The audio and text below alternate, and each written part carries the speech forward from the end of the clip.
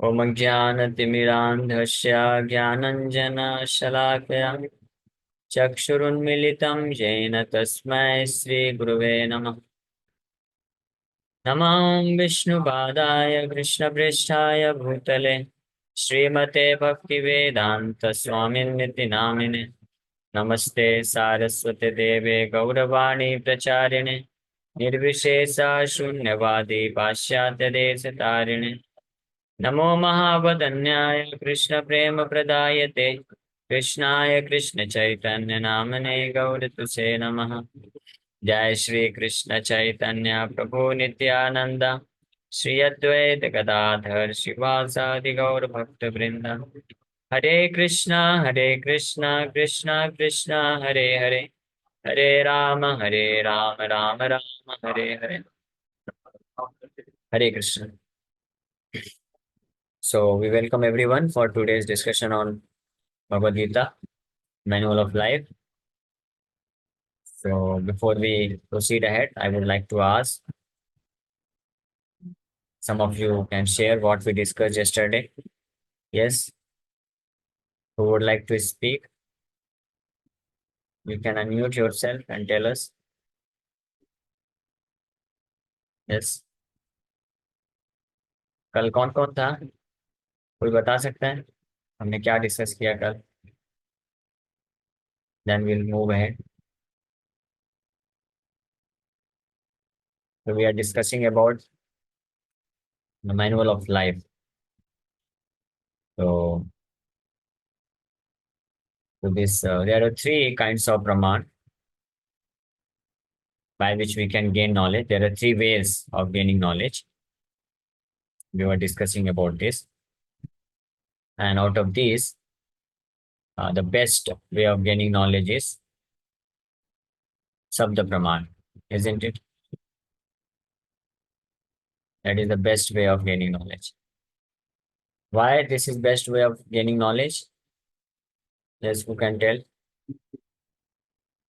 Sabda Praman is the best way of gaining knowledge.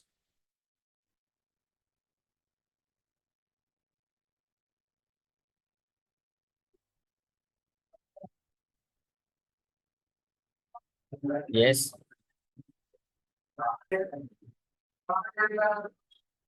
Sabda Praman. Hearing from bona fide authorities. So in this way, we get complete and perfect knowledge. And we discussed how there are some predictions mentioned in Vedic literatures, which has proven right. And in this way, we can conclude that these Vedic literatures are not mythologies. They are fact. But what is the reason that educated Indians were diverted from putting faith in the Vedas? So till this point, we discussed yesterday.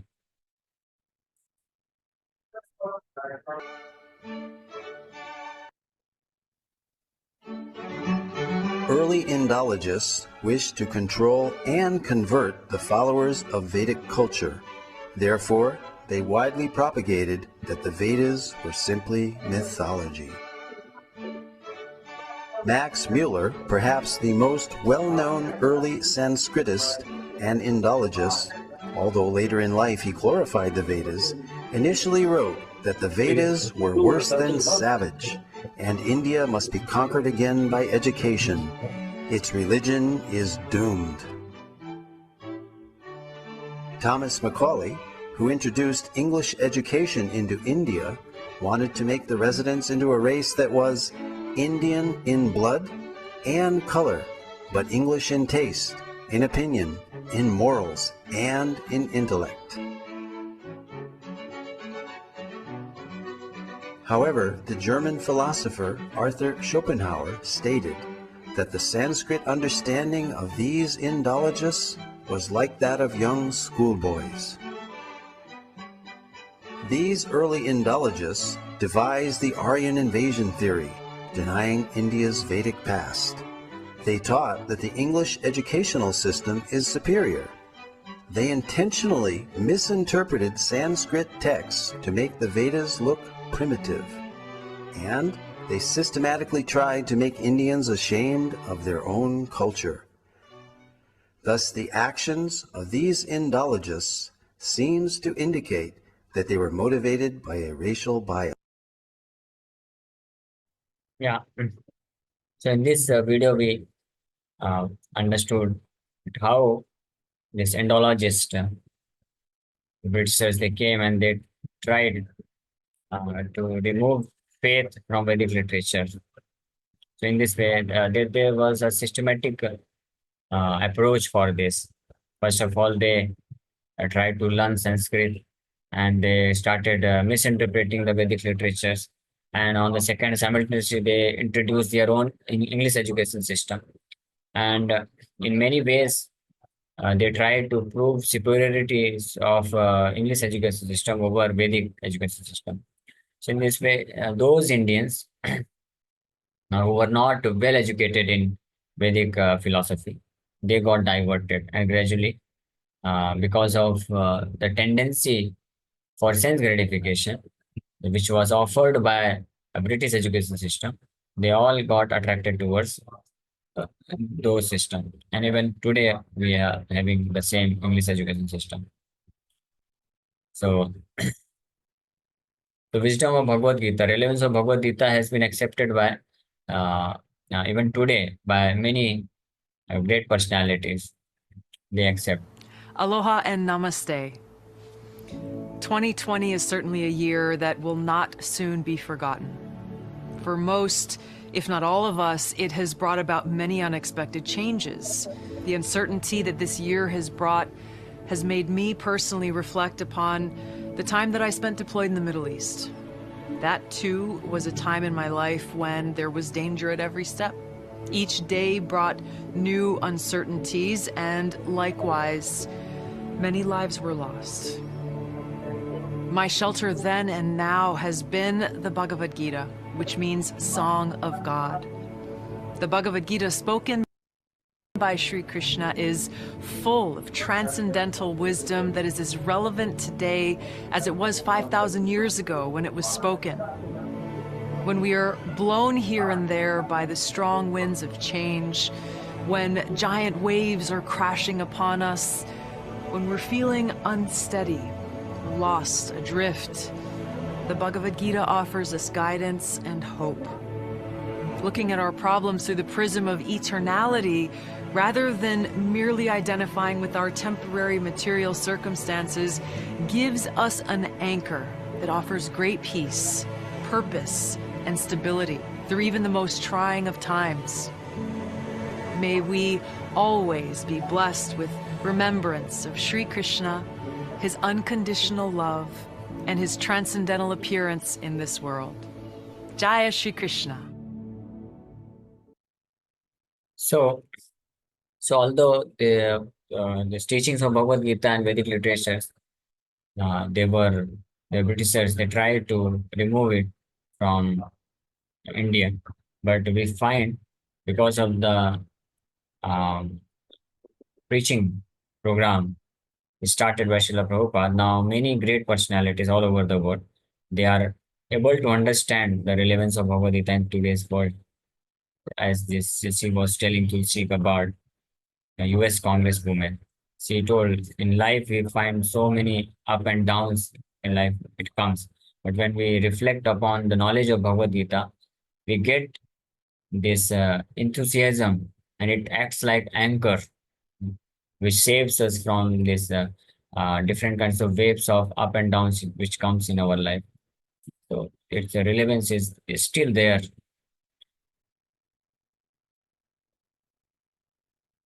So somebody may ask this question, okay, in Vedic literatures, there are certain facts, certain things which can be accepted, which are practically applicable, but still there are certain things which cannot be proven.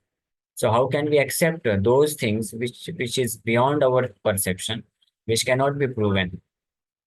So in answer to this, when we study science, in science also, we accept some axioms. Axioms means those statements in science which cannot be proven. It is just accepted. And on the basis of those statements, then further science is developed, formulas are made, principles are made, and then it is applied to discover so many new technologies which we apply and which we use in our day-to-day life. Similarly, from Vedic literature also, Vedas uh, gives us certain statements which we are unable to prove, but accepting those teachings, facts, if we go ahead in our life and apply those principles in our life, we get benefited. That proves that those statements are fact, like in science and mathematics, definition of imaginary unit, iota is equal to under root minus 1. There's no proof for this, but this is simply we accept as a fact. Heisenberg uncertainty principle, it cannot be proven, but we accept this principle, and based on this principle, we derive so many formulas and we solve big problems. Laws of thermodynamics, it cannot be proven because it's an ideal state, so it cannot be. So there is these exams are there in Vedic literature also.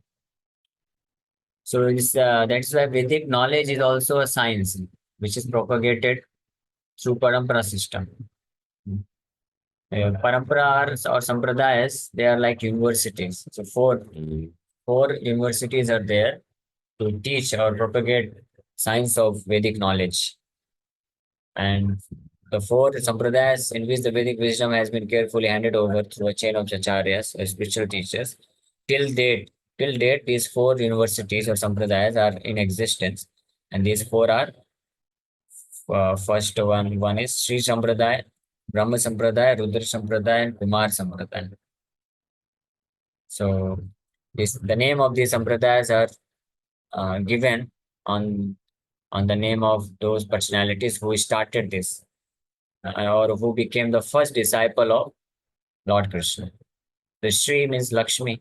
Lakshmi is wife consort of Lord Narayana. She directly got this Vedic knowledge from Lord Narayana, and then she propagated it to her disciples. So this is Sri Sampradaya.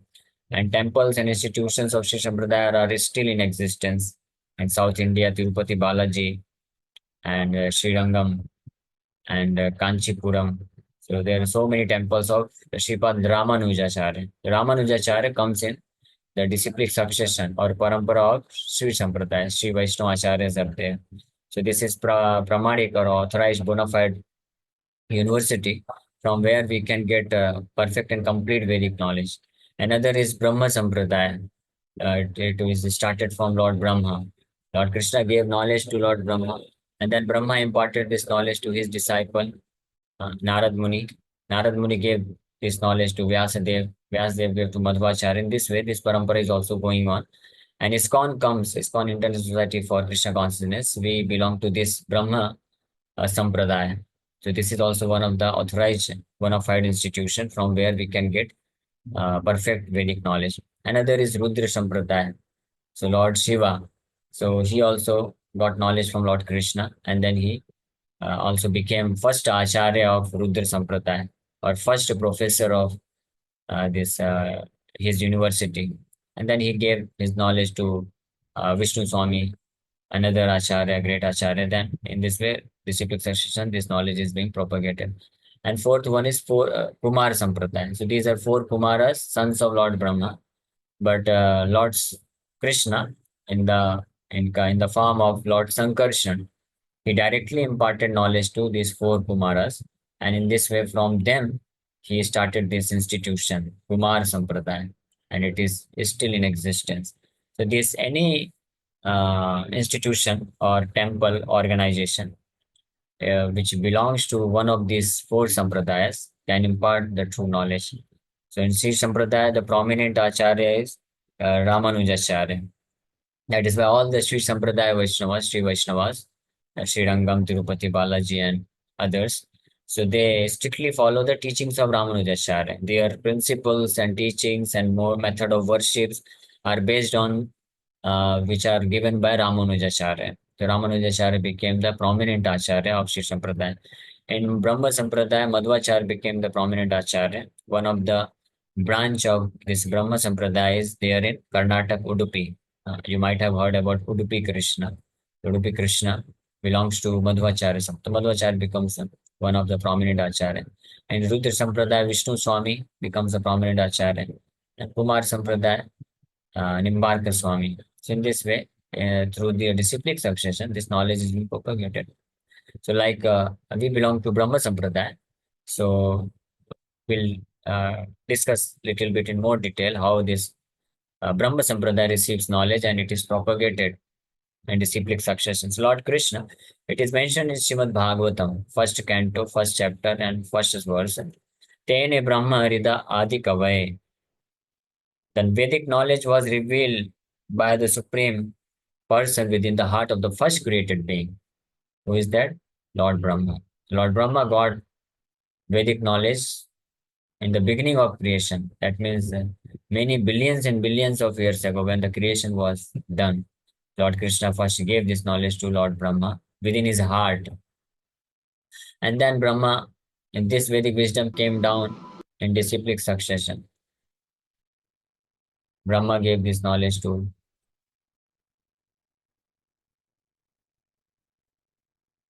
this Vedic wisdom came down in disciplic succession. Disciplic succession means chain of guru and disciple. Through a chain of gurus from beginning of creation. Lord Krishna gave to Brahmaji, Narad Muni, then in this way, this disciplic succession came. We haven't got to manufacture something. We simply repeat the words and the instruction given by the predecessor. Krishna instructed Brahma, Brahma instructed Narad, Narad instructed Vyasdev, Vyasdev instructed Madhyacharya, and in this way then Madhavendra Puri, Ishwar Puri, Sri Chaitanya Mahaprabhu, then the six Goswamis, then the Srinivasa Acharya, Kaviraj Goswami, Narottam Das Thakur, Vishwanath Chakravarti, Jagannath Das Babaji, Bhakti Vinod Thakur, Gaur Kishore Das Babaji, Bhakti Siddhanta Saraswati, and then we are doing the same thing. There is no difference. That is the specific procedure of the Krishna consciousness movement. So in this way, this knowledge has been received from chain of disciplic succession. That is why we are getting complete and perfect knowledge. So ISKCON, International Society for Krishna Consciousness, is started by Srila Prabhupada, A.C. Bhaktivedanta Swami Prabhupada. So A.C. Bhaktivedanta Swami Prabhupada, he comes in the disciplic succession, which was started by Lord Krishna himself. So 5,000 years ago, Vyasadeva, later incarnation of God, recorded all the Vedas in writing for the benefit of people in Kali Yuga. So earlier it was just Shruti. Shruti means this knowledge was heard from a spiritual master. But later on, Vyasadeva could see that in Kali Yuga, people will not be able to retain this knowledge through hearing. So that is why he wrote it down. And then through this disciplic section, which we heard, this knowledge was propagated. So this is the Vedic tree, Vedic knowledge. There are two divisions, Shruti and Smriti, and there are different kinds of Vedas, Vedic literature, Veda, Upaveda, Vedanga, 6 kinds of Vedanga, Kalpa, Siksha, Vyakran, Nirukti, Chanda, Jyotish, and Veda. There are Samhita, mantras, ritual explanation of mantra, Brahman, Aranya, Upanishad, like this. And Smriti Shastras are also there. Puranas are there, Ithihas, Sardarshan, Pancharatra, and so many Vedanta, Mimamsa, Nyaya, Yoga, Sankhya. This is complete description about the Vedic literature. But because of short age of this age of Kali, Sri Chaitanya Mahaprabhu specifically took Srimad Bhagavad Gita and Srimad Bhagavatam, which gives the essence of all the Vedic knowledge.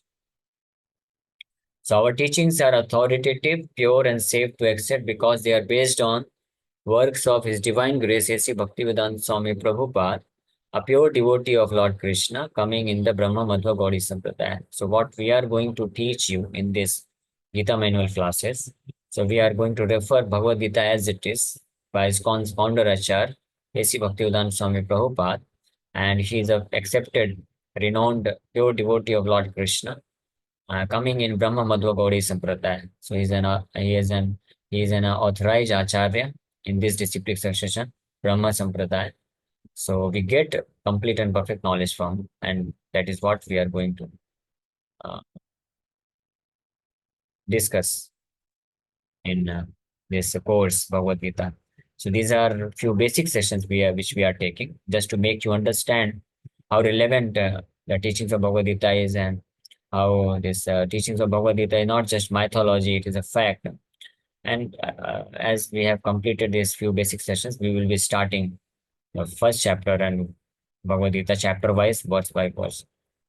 So this is the summary of this session, which we did in last 3 days. So we discussed about 3 ways of gaining knowledge. There are 3 ways: Pratyaksha Praman, knowledge gained through direct sense perception; then Anuman Praman, knowledge gained through observation, theories based on observation through speculation; and then there is Sabda Praman, hearing from bona fide authority. So Pratyaksh Praman cannot give us complete and perfect knowledge because we have 4 defects: imperfect senses, tendency to get illusioned, and we commit mistake, and cheating propensity. That is why we cannot have complete and perfect knowledge. Anuman Praman can also not give us perfect and complete knowledge because there are mistakes in science and disasters have happened, and half knowledge is dangerous.